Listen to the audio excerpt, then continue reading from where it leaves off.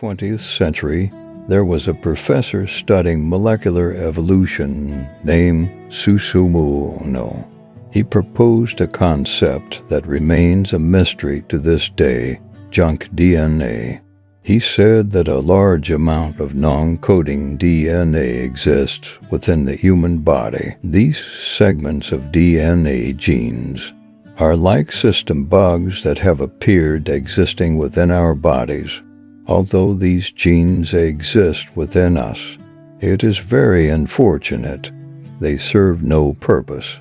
In other words, our ancestors once possessed active versions of these genes, but during the process of evolution, through natural selection, these genes were discarded.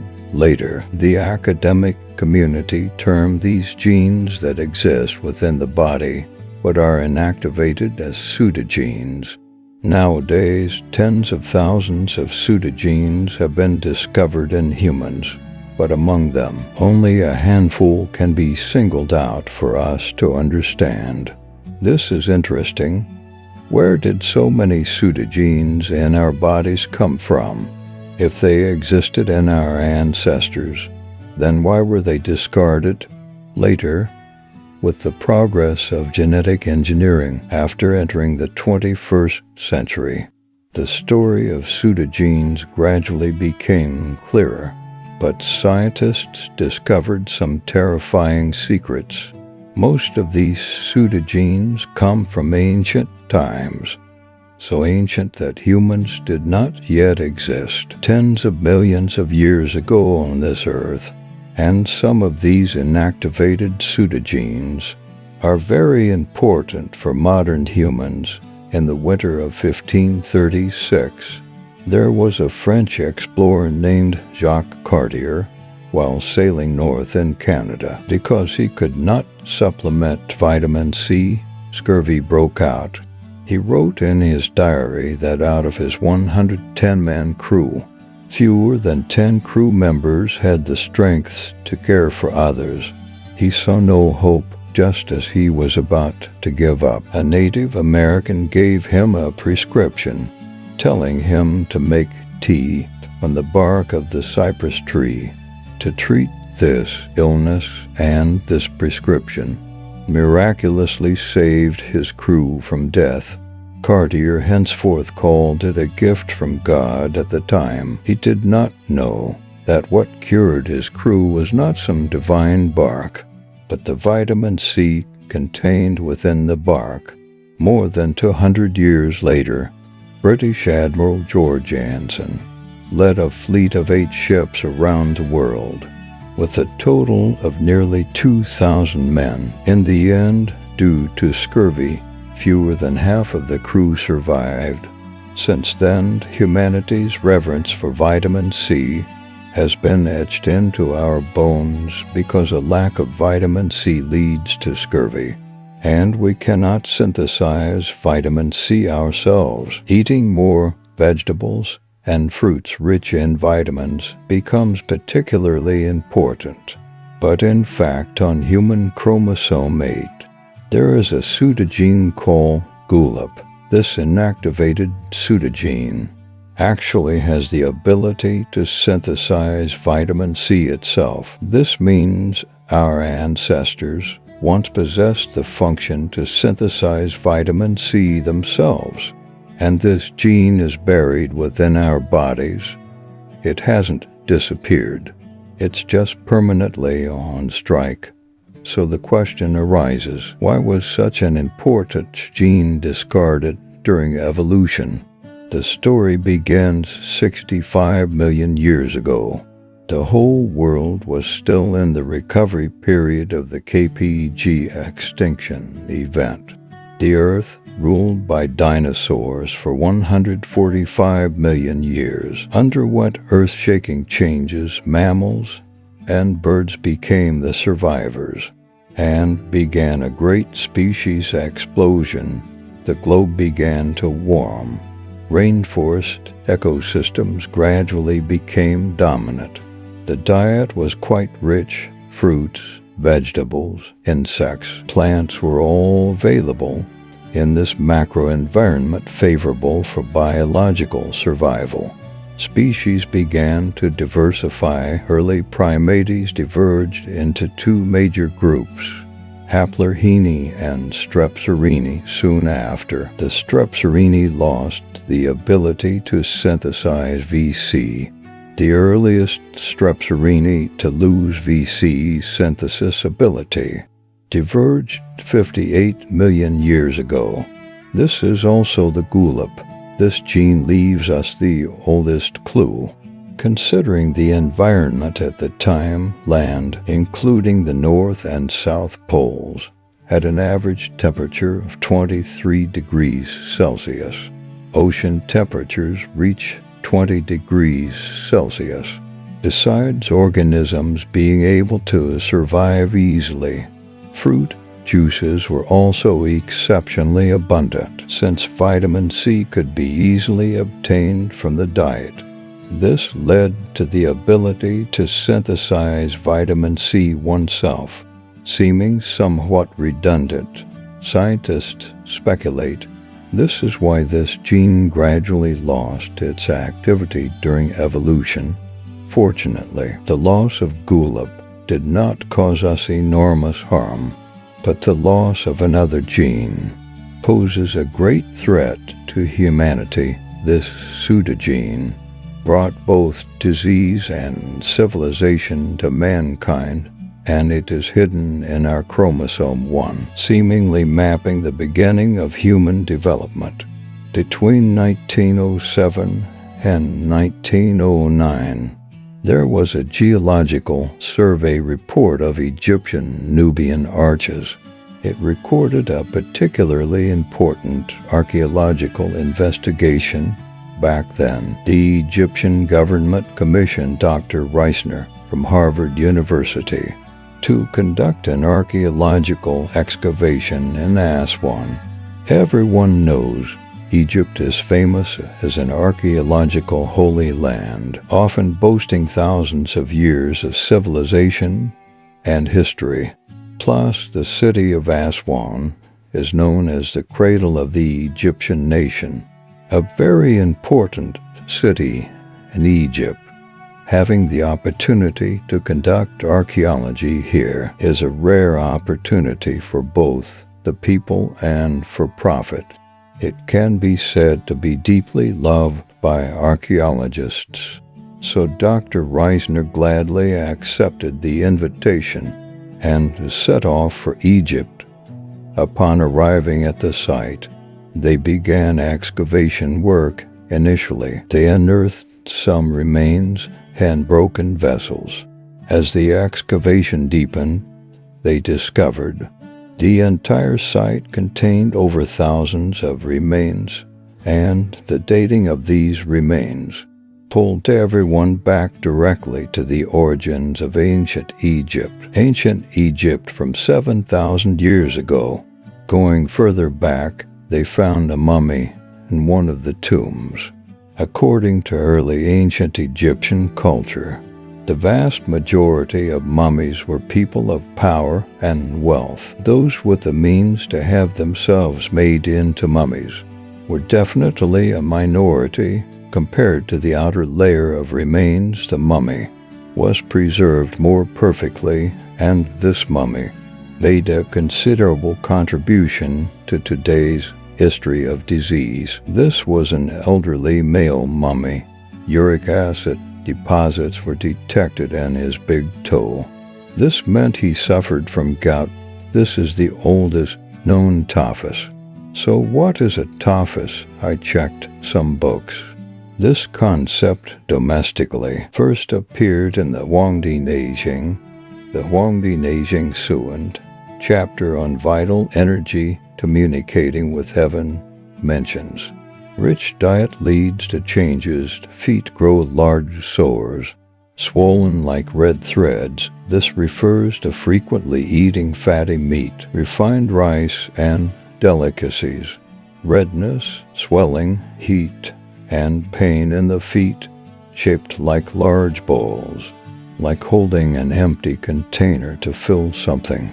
This is the clinical symptom of a gout attack. Now most people know gout is a disorder of uric acid metabolism, where urate is deposited episodically in the joints of the limbs, especially the big toes affected. The joint becomes inflamed, red, and swollen. When it hurts, it feels like being tortured by Grandma Wrong. Some patients also deposit uric acid concretions into the affected joints. This is the typhus found in the ancient Egyptian mummy. In last year's China hyperuricemia and gout trends white paper, it indicated the population suffering from gout in our country has reached 177 million.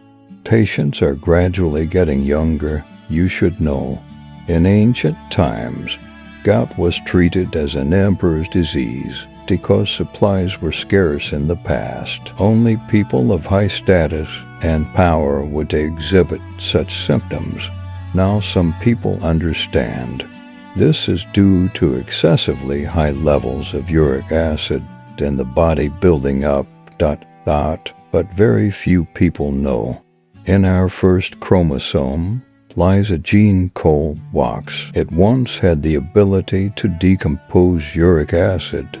To free us from these modern diseases, besides gout, the WOX gene can also effectively improve obesity, uremia, hypertension, cardiovascular, and kidney diseases.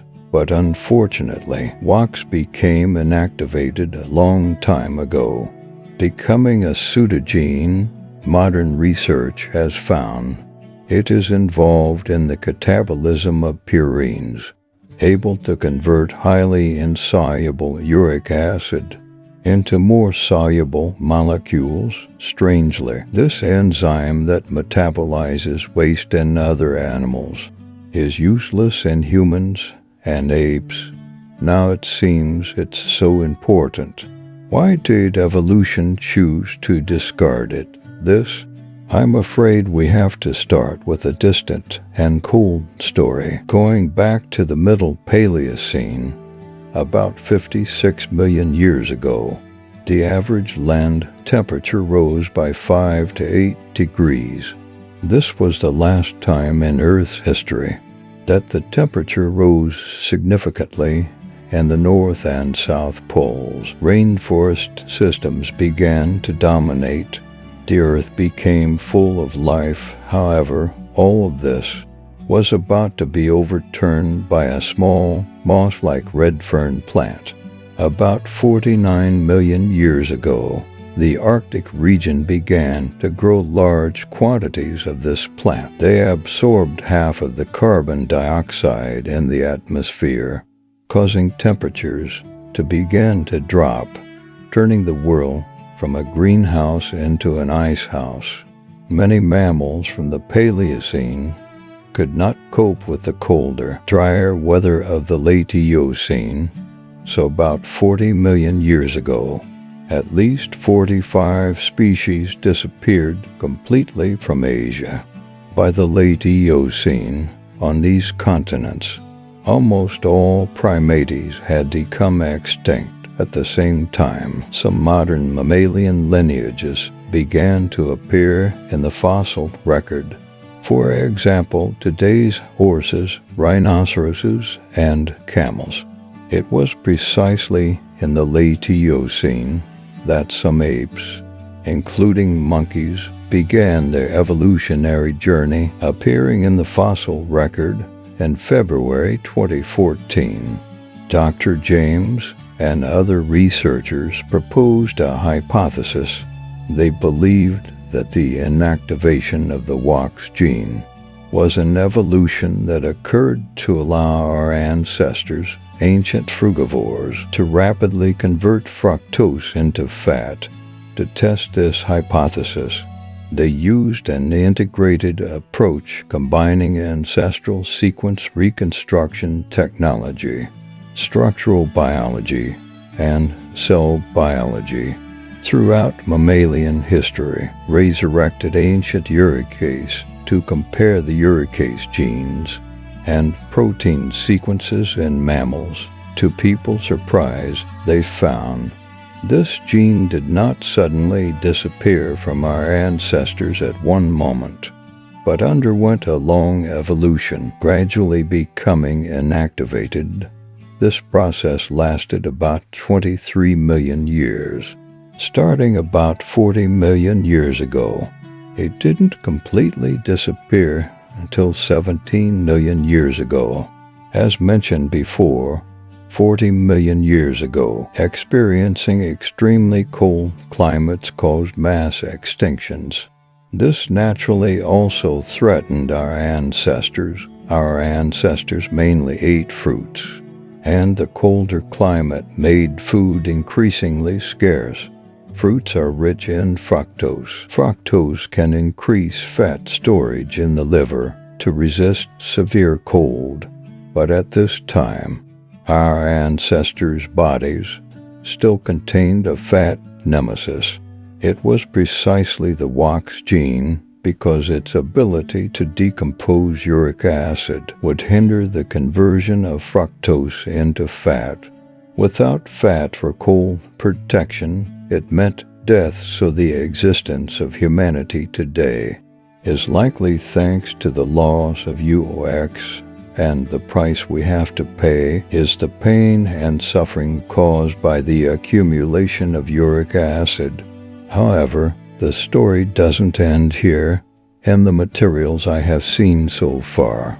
They are all about the mechanism of existence of the UOX pseudogene itself.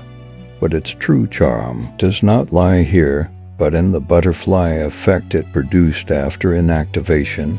After reading more papers, I was greatly shocked. The changes it brought to Homo sapiens were not merely survival. In 1955, the journal Nature published an article by Hungarian physicist Egon Orion. He discovered the structure of uric acid is very similar to some brain stimulants. So he proposed a hypothesis: the loss of UOX and the consequent increase in uric acid levels might have caused a qualitative leap in the intellectual abilities of hominins during evolution. This means the loss of UOX not only allowed hominins to survive in extremely cold environments, more importantly, it caused a leap in human intelligence. More and more research has also found, compared to the general population, gout has a higher incidence among high IQ populations. Historically, gout caused by hyperuricemia has been called the disease of the elite. Although this term has a teasing component, the list of impressive high IQ victims we are familiar with, such as Da Vinci, Darwin, Newton, Franklin, Alexander the Great, and royal members of the Holy Roman Empire like Charles V, and so on, is too numerous to mention. In 1981, James and others also proposed a hypothesis. They believed that uric acid is a powerful free radical scavenger with high antioxidant properties. The loss of UOX led to an increase in uric acid, greatly enhancing antioxidant capacity, thereby extending the life expectancy of early humans, lowering the age-specific cancer incidence rate, and the loss of UOX is somewhat related to the previous loss of GULP. Due to changes in the ancestral diet structure, vitamin C intake decreased. Subsequently, antioxidant capacity declined, so later it needed to be corrected by discarding UOX. More and more evidence indicates uric acid is not only related to improved intelligence and reduced specific cancers, but even has protective effects against Parkinson's, Alzheimer's, multiple sclerosis, and other neurodegenerative diseases. After this, in 2002, Scholars like Watanabe proposed another hypothesis. They believed that the loss of UOX allowed early humans to maintain blood pressure balance during periods of low salt intake. Early hominins, due to living in subtropical forests, mainly also ate fruits and leaves, such a strict vegetarian diet.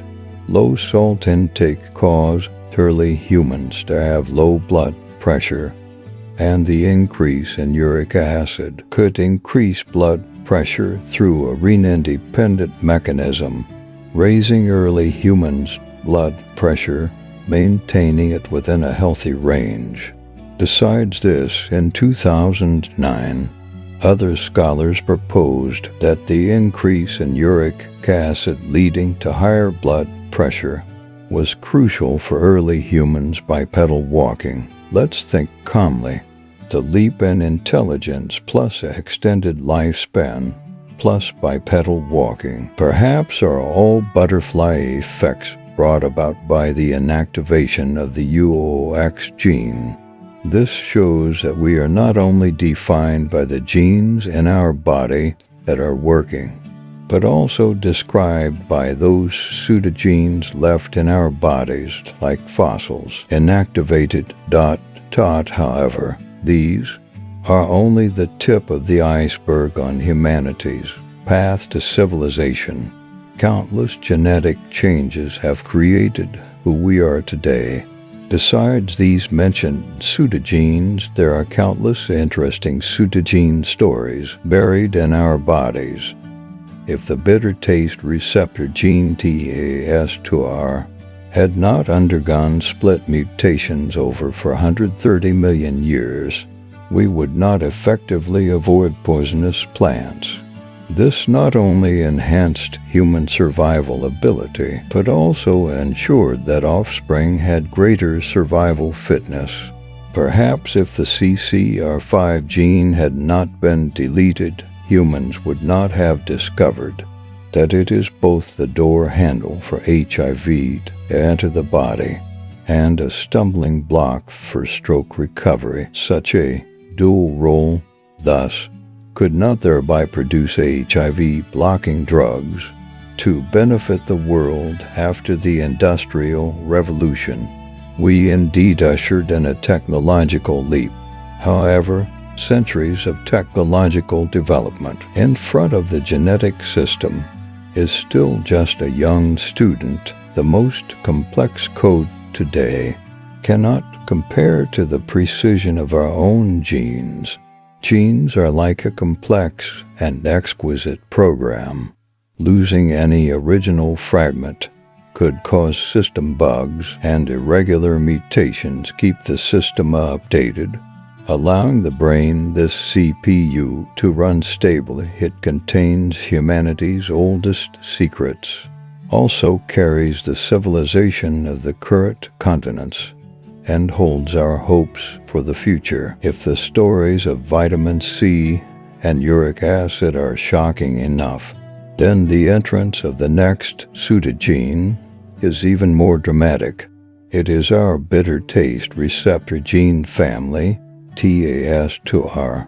This story dates back for 130 million years. At that time, our ancestors were still in the sea, had just evolved the prototype of taste, bitter perception. From the very beginning, it was not for enjoying food, but a crucial survival warning system. Most plant toxins are bitter. Being able to taste bitterness allowed avoidance of accidentally eating poisonous plants. Early mammals were small, nocturnal creatures. Their main food sources were insects and plants. This set of bitter receptor genes was a lifesaver for them. But interestingly, as the human ancestors' diet broadened, some bitter substances, although slightly toxic, also had medicinal value. For example, quinine and some polyphenols. Our TAS2R gene underwent splitting and mutation during evolution, producing a variety of bitter receptor subtypes. This makes the sensitivity to bitterness vary greatly among different people. For example, some people find broccoli extremely bitter, others can't taste it at all. This is not just a matter of taste preference.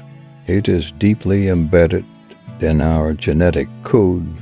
This differentiated perception invisibly gave the entire population a more diverse survival strategy in exploring new foods. Some people are cautious, avoiding potential risks.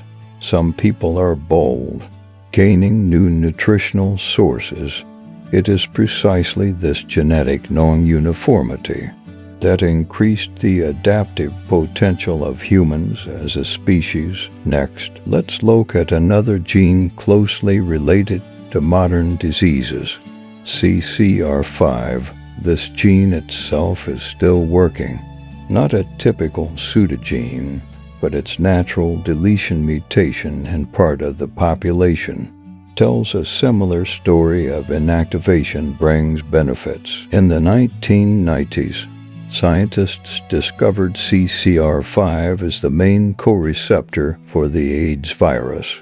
To invade immune cells, it's like the door handle for the virus to enter the cell.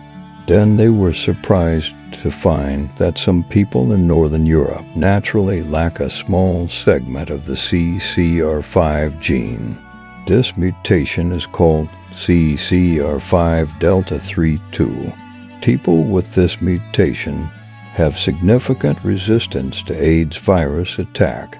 This discovery directly led to new AIDS treatment strategies. The famous Berlin patient and London patient were miraculously cured of AIDS precisely through bone marrow transplants carrying the CCR5 delta 3 to mutation.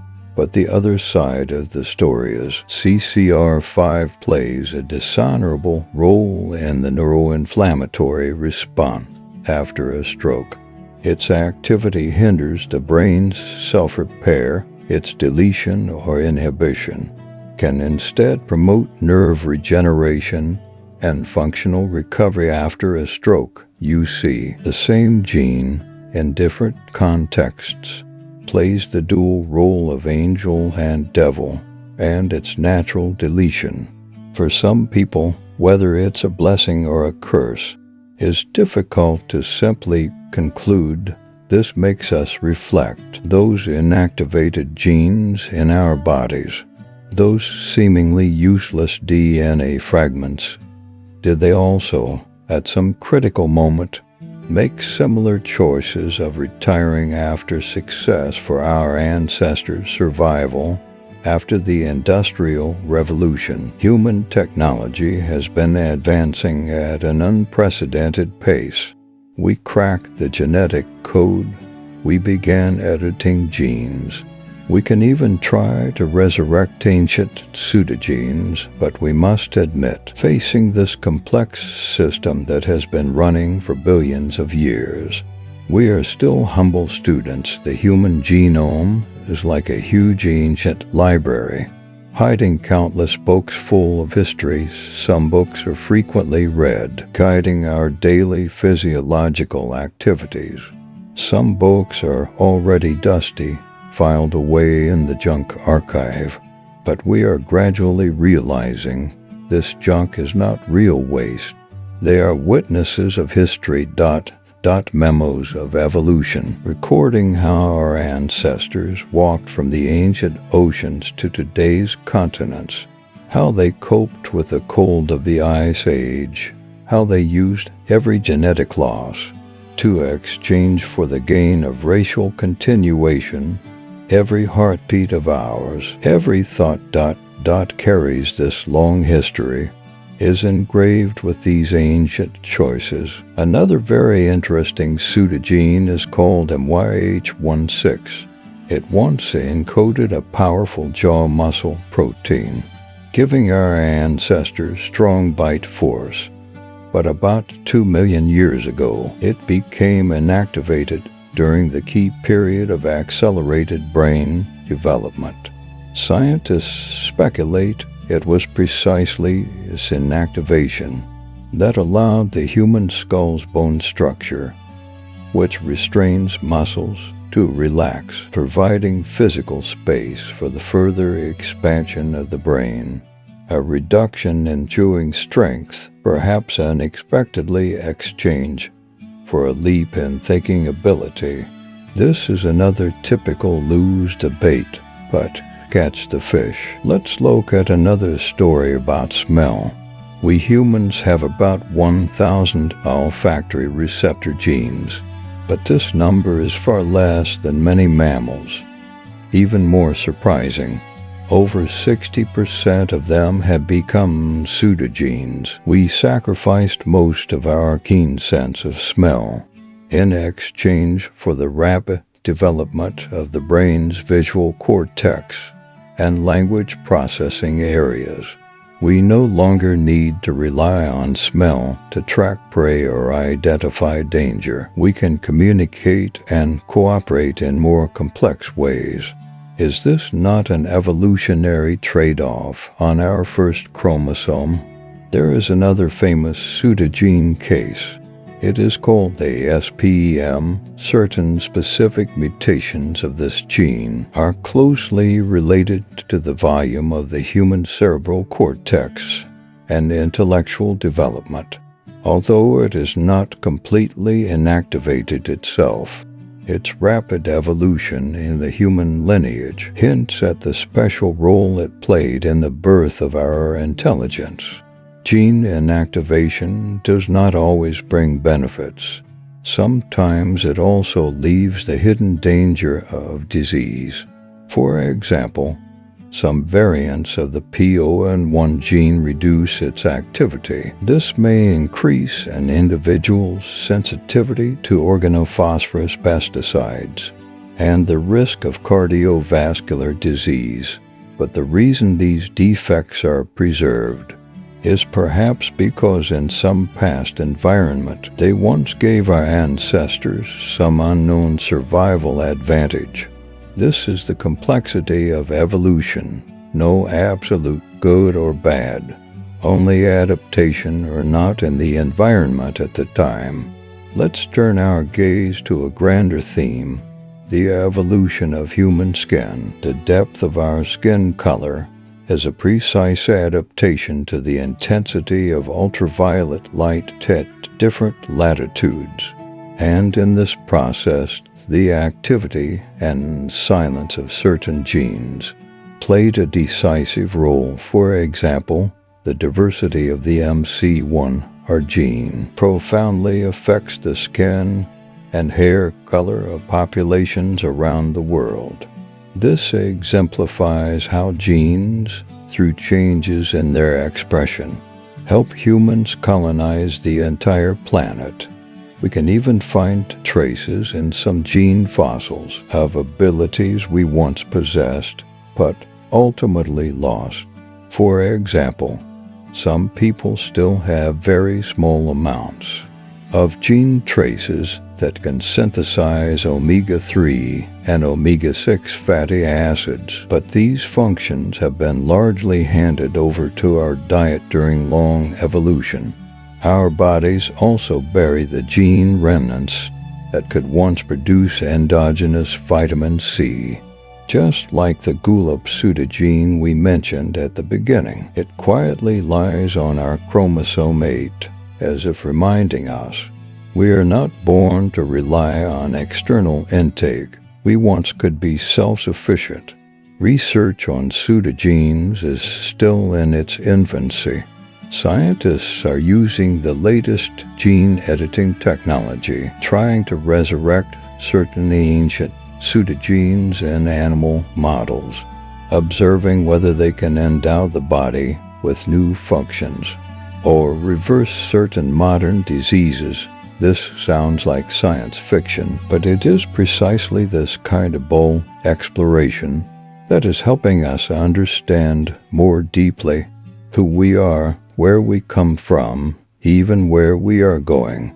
Every pseudogene is like a closed history book. The pages have yellowed, the writing may be blurred, but we are trying hard to learn to read them again, because our own destiny is written in these silent codes. Our body is a museum of evolution. Every organ, every cell, even every segment of DNA is a precious exhibit. Those active genes are the running exhibitions, and those pseudogenes are the ancient fossils stored deep in the warehouse. They also tell the legend of our species, from the ocean to the land, from the forest to the grassland, from hunting and gathering to building civilization.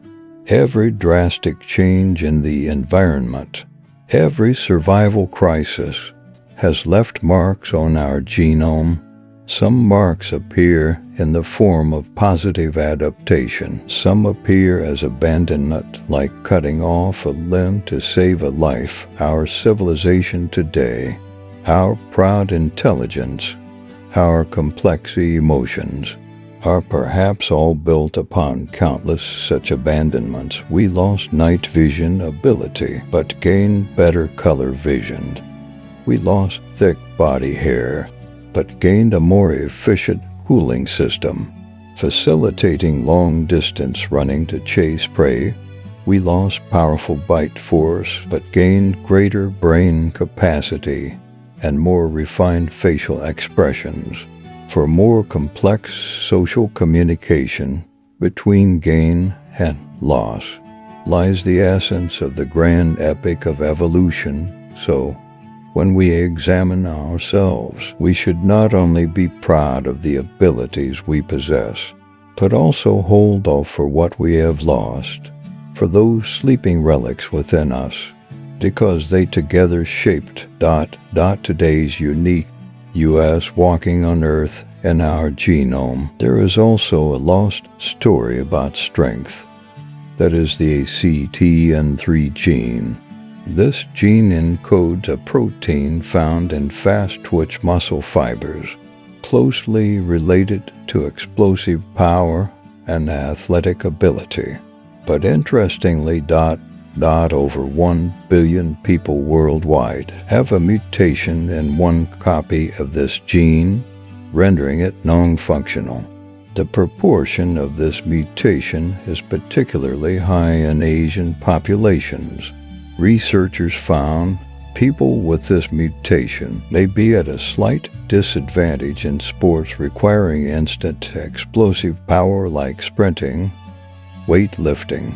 But this defect might bring other benefits. For example, it enhances muscle metabolic efficiency, perhaps giving our ancestors an advantage in endurance walking and long-distance running to chase prey. This is another typical trade-off on the evolutionary path. Look at another gene about perception, the TAS1, or one umami receptor gene. This gene helps us perceive the umami taste in meat and high-protein foods. But in giant pandas, this gene has become a pseudogene. This perfectly explains why they have no interest in meat and only love bamboo. And in some individuals of our human species, the sensitivity of this gene also varies.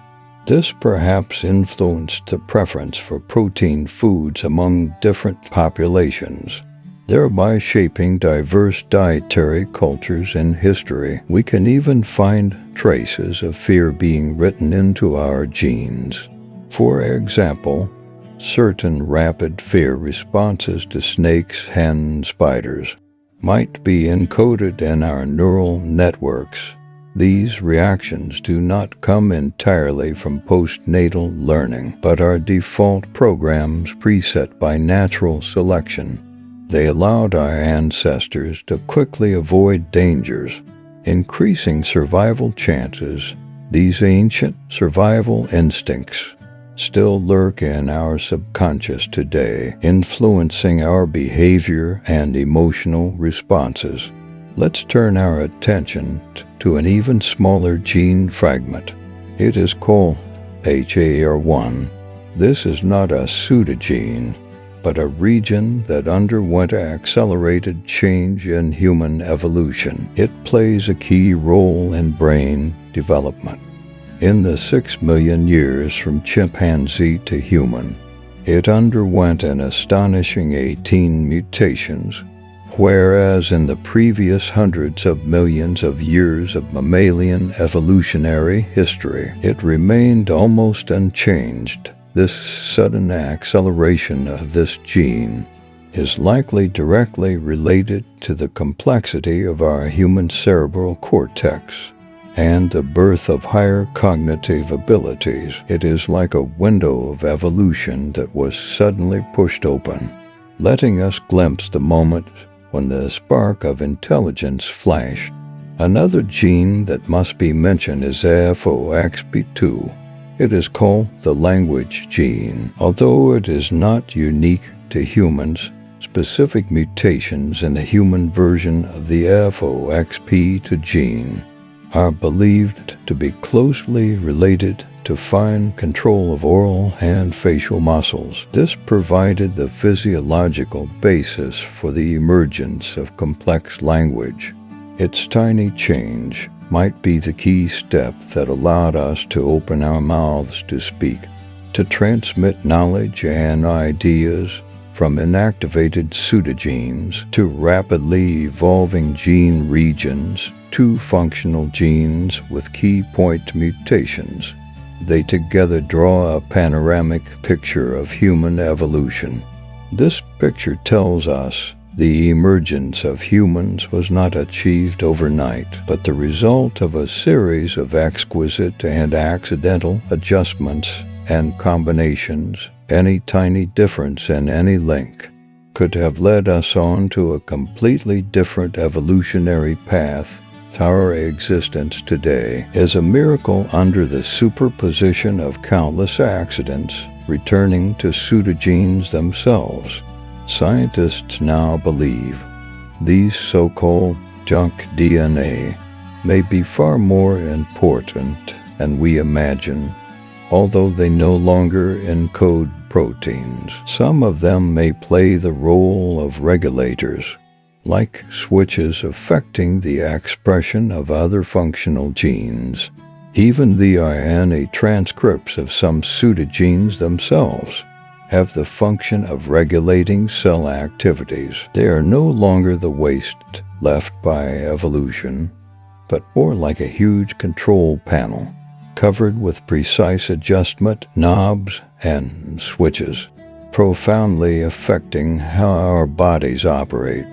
For example, the transcripts of some pseudogenes can bind to the mRNA of the corresponding normal gene, acting like decoys, preventing it from being translated into protein, thereby finally regulating the expression level of that gene. This is a very clever molecular-level regulatory mechanism. Additionally, these pseudogenes, as fossils in the genome, provide irreplaceable clues for studying our ancestors' physiological characteristics and survival environment. By comparing the pseudogene maps of humans and other primates, we can infer which genes were inactivated, when, and under what environmental pressures.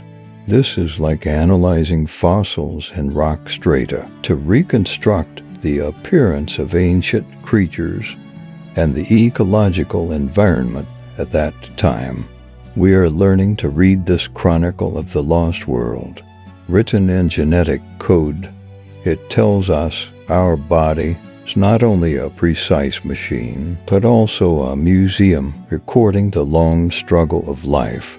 Every seemingly useless fragment may carry an ancient memory related to survival. Understanding this not only satisfies our curiosity, but can also bring dawn to modern medicine. For example, in-depth research on the Gula pseudogene might help us find new methods to treat or prevent scurvy more effectively.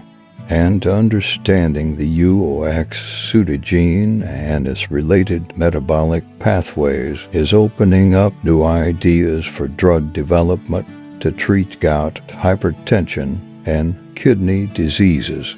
It might even be possible to influence human lifespan and cognitive health by regulating these ancient pathways. We are beginning to realize many modern diseases perhaps are the sequelae of our evolutionary history. The price we pay for our ancestors' survival advantages. This perspective of evolutionary medicine gives us a deeper understanding of the causes of diseases and also sees more possibilities for prevention and treatment. Standing before the vast ocean of genes, the knowledge in our hands is still just a small island. But the journey of exploration has begun. Each generation will add new plates to this cognitive map. We are not only interpreting the past, but also looking for the key to wisdom for future health and survival. On our second chromosome sleeps a pseudogene named CMAHP. Its story is closely related to our blood. Scientists found the inactivation event of this gene coincides remarkably in time with the appearance of the ABO blood group system in primates. It might be involved in the modification of a sialic acid molecule ... and this molecule is precisely the signpost used by many pathogenic microorganisms to identify and attack cells. Its inactivation perhaps change the identification on the cell surface, allowing our ancestors to evade the attack of some ancient plagues. This defense came at the cost of sacrificing some potential physiological function. But for survival, evolution made a choice again. Let's look at another story about salt. We modern people often need to control salt intake to prevent hypertension, but in ancient times, salt was a scarce and precious resource. RA's gene encodes an enzyme that regulates blood pressure and electrolyte balance. The distribution of different versions of this gene varies significantly among different populations worldwide. Some versions can retain salt in the body more efficiently. This was a huge survival advantage for ancestors living in hot regions or where salt was difficult to obtain. However, in the modern world where salt is abundant, this thrifty gene version may increase the risk of hypertension. This is called the thrifty gene hypothesis. Our bodies still retain the memory of that era of scarcity. Another interesting pseudogene is OR2J3. It is an olfactory receptor gene in a partially inactive state in some populations. People with a functionally normal OR2J3 gene can keenly sniff out a special chemical in grass, smelling like sweet grass scent, and people with this gene inactivated cannot smell this scent at all. This difference in sensory ability might have influenced our ancestors' food choices and alertness to specific smells in the environment. It is like a small sensor, recording fragments of the ancient living environment. When we explore our own origins, there is one gene that must be mentioned. That is MCPH1.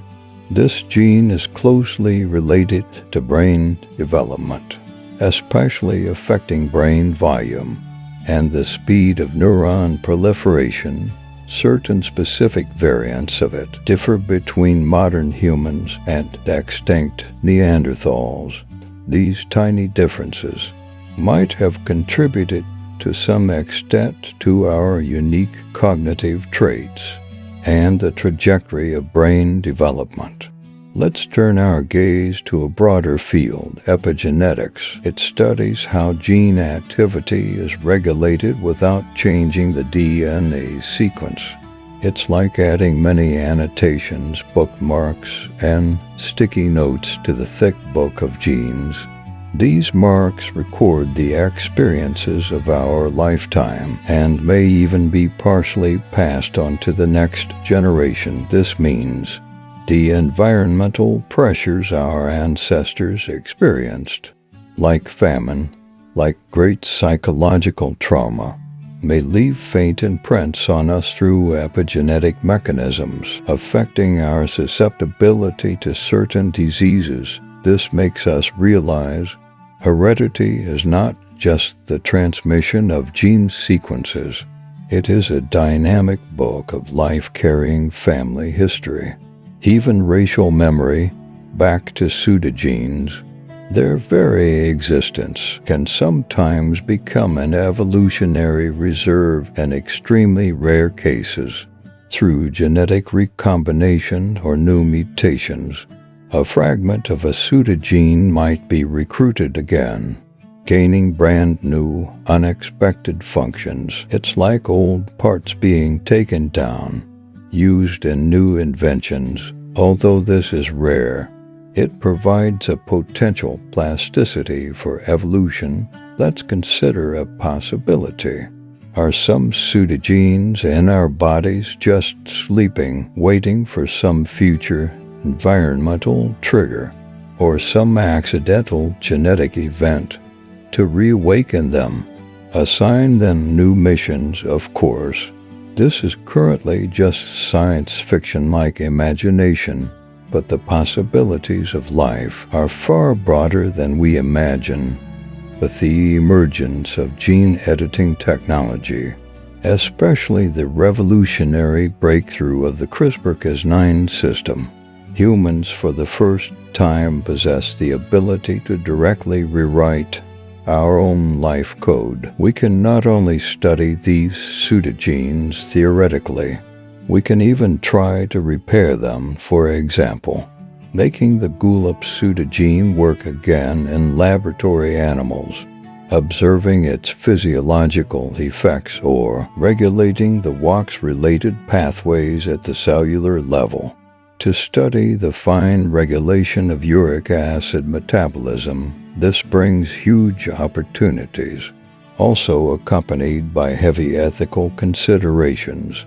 Should we correct these choices left by evolution, these seemingly imperfect defects? Do they precisely define humanity itself? If we easily erase these traces of evolution, are we also unintentionally erasing part of our own history, even possibly causing unpredictable chain reactions? Because the genome is an extremely complex network. Pulling one hair may move the whole body. Our understanding of it is still far from enough. In the foreseeable future, the more practical significance of pseudogene research lies in their potential as excellent drug targets or disease diagnostic markers. For example, some cancer cells abnormally re-express some pseudogenes that have long been silent in normal tissues. These abnormal RNA or protein products can become beacons for precisely targeting cancer cells, helping immune cells identify and clear them. From this perspective, these sleeping gene fossils, under the call of modern technology, are contributing to human health and well-being in another form. This epic, written on 3 billion base pairs, every chapter is full of the dialectic of loss and gain, sacrifice and gift. We lost night vision, but gained the vision to recognize rich colors. We lost some of our keen sense of smell, but gained the liberation of brain cognitive resources. We lost the ability to synthesize vitamin C, but might have avoided some metabolic conflict. We lost the ability to quickly decompose uric acid, but gained the fat for survival in the Ice Age, and the possibility of an intellectual leap. Our civilization today, our complex emotions, the art and technology we create are all built upon these countless instances of letting go. Our bodies are a walking park of evolutionary relics. Every organ, every segment of DNA is a witness to history. Those active genes are towering trees, and those pseudogenes are the fossils and roots buried deep underground. They also speak of the tenacity and wisdom of life, so when we examine ourselves, we should not only see the abilities we possess, but also feel with awe those we have lost and those ancient relics that protect us in silent ways. They together shaped today's contradictory, peculiar species constantly seeking its own mysteries. Humanity, when it comes to our immune system, there is a very famous gene family called HLA, human leukocyte antigen. It acts like an ID card for cells, helping the immune system distinguish between self and non-self. The diversity within this gene family is arguably the greatest in the human genome. Why is it so variable? Because it is engaged in a perpetual arms race with the pathogens we encounter. If a deadly virus once swept through our ancestral population, those individuals who happened to possess the HLA gene variant capable of recognizing that virus were more likely to survive and pass on their genes. The traces of these selective sweep events are still etched in our DNA today. Elsewhere in our genome, there's an interesting region called the 16p11 region on chromosome 16. Small deletions or duplications in this region are significantly associated with various conditions such as autism spectrum disorder, obesity, and intellectual developmental abnormalities. This reveals a profound truth. Gene dosage is crucial. An extra copy or one missing can disrupt the delicate balance meticulously maintained by life. This makes us realize that evolution involves not just changes in gene sequences, but also the fine-tuning of gene copy numbers. Consider another story about silence, the retroviruses within us. Actually, a large portion of our genome, about 8%, is composed of ancient retroviral sequences. They are called endogenous retroviruses, ERVs. Millions of years ago, these viruses infected our germline ancestors and permanently integrated their own genetic code into our genome. The vast majority of these viral sequences have long been fragmented over the course of evolution, becoming genuine junk DNA.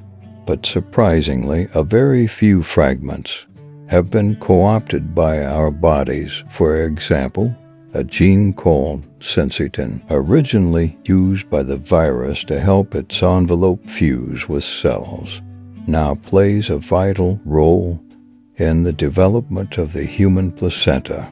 It helps form the syncytotrophoblast, a key structure for material exchange between the fetus and mother. Without this viral gift, the reproductive mode of us mammals might not exist at all.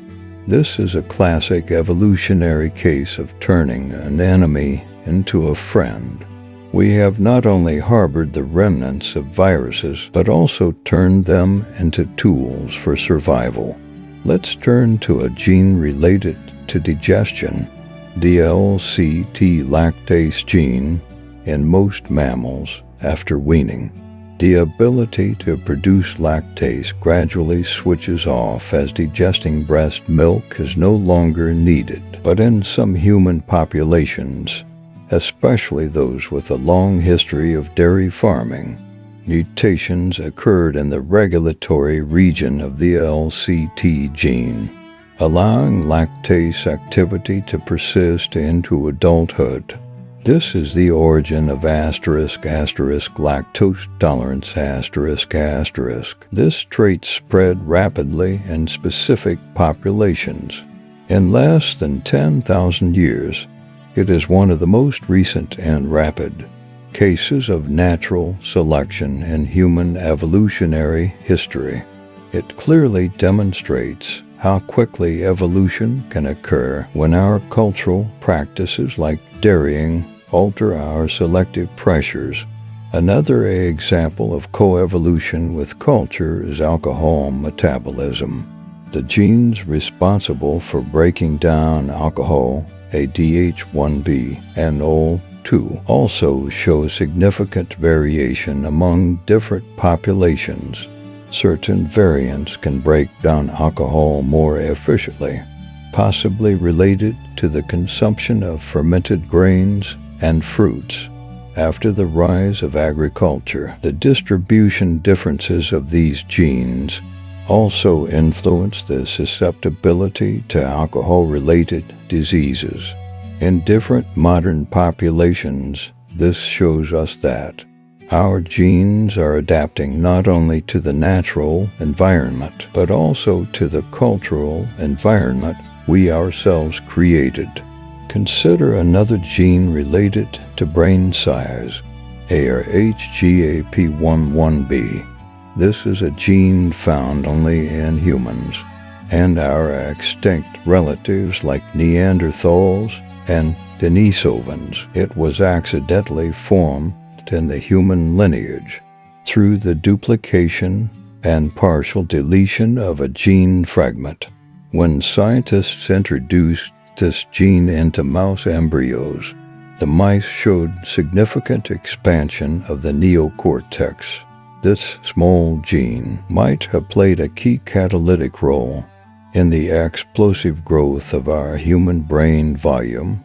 It acted like a key, opening the door to greater brain capacity and higher cognitive abilities. Hidden within us is also a puzzle about lifespan, the SIRT6 gene. This gene is closely involved in DNA repair, glucose metabolism, and longevity. The human version of the SIRT6 gene is far more capable at repairing DNA double-strand breaks than that of other mammals. Some scientists believe this might be one reason for humanity's relatively long lifespan. Research on longevity-related genes like SIRT6 is helping us understand the nature of aging and explore possibilities for delaying aging and extending health span. Speaking of DNA repair, we must mention the famous **** BRCA1 and BRCA8** genes. They are important tumor suppressor genes responsible for repairing DNA damage and preventing cells from becoming cancerous. But when they mutate, their function is impaired, instead significantly increasing the risk of breast and ovarian cancer. The existence of these genes embodies the coexistence of fragility and resilience in life in a precision system. The failure of a core component can have catastrophic consequences. This also explains why these disease-causing mutations haven't been completely eliminated by evolution, because they typically exert their effects after reproductive age, having a relatively smaller impact on reproduction. Natural selection thus exerts less pressure on them. Now, let's turn our gaze to an even smaller world. MicroRNA. These are not protein-coding genes. but produce short RNA molecules that act like precise regulatory switches. They can bind to specific messenger RNAs, inhibiting their translation or promoting their degradation, thereby finally regulating the expression of thousands of genes. Many microRNA genes themselves also originate from the duplication of fragments of other genes, or the reincarnation of pseudogenes. They form a vast, hidden regulatory network, profoundly influencing every physiological process, from development to disease. The discovery of this microscopic world has given us a completely new understanding of the complexity of gene regulation. Finally, let's ponder a grand question. What do all these stories of genes, pseudogenes, and non-coding DNA ultimately tell us? They tell us that evolution is not a design process seeking perfection. It is a tinkering engineer using the materials readily at hand, over vast timescales, through countless trials and errors, continuously iterating and optimizing life forms. It doesn't care about elegance, only about effectiveness. It has left behind countless redundant, broken, and discarded parts. These parts sometimes cause trouble, like disease. Sometimes they get repurposed, like in placenta formation. Sometimes they just sit there quietly, narrating the history of the past. We humans are precisely such a complex and peculiar mixture, full of historical baggage and accidental creations. We possess the intelligence to gaze at the stars, yet we also carry the salt of ancient oceans and the memories of primordial forests. Our greatness and our fragility are both rooted in the same genome. Understanding it is understanding ourselves. It is understanding the magnificent epic of survival and adaptation written by life in this vast universe, and this epic is far from over. All right, my friend, let's pause our conversation here tonight on the mysteries of the universe. Now, allow me to press pause for you. Set aside all thoughts and inquiries, and simply, quietly be in this moment. From here, my voice will fade away, leaving only the silent tapestry of the cosmos and a carefully chosen piece of pure music tuned to 432 Hz. Science suggests this frequency resonates deeply with the natural vibrations of the universe and the rhythm of life itself, soothing your nervous system and guiding you into deep relaxation. Now, find your most comfortable position. Gently close your eyes or let your gaze rest softly upon the stars. May you release all weariness from the world, letting your consciousness drift on the waves of music, floating into boundless tranquility. Good night, sweet dreams, until we meet again among the stars.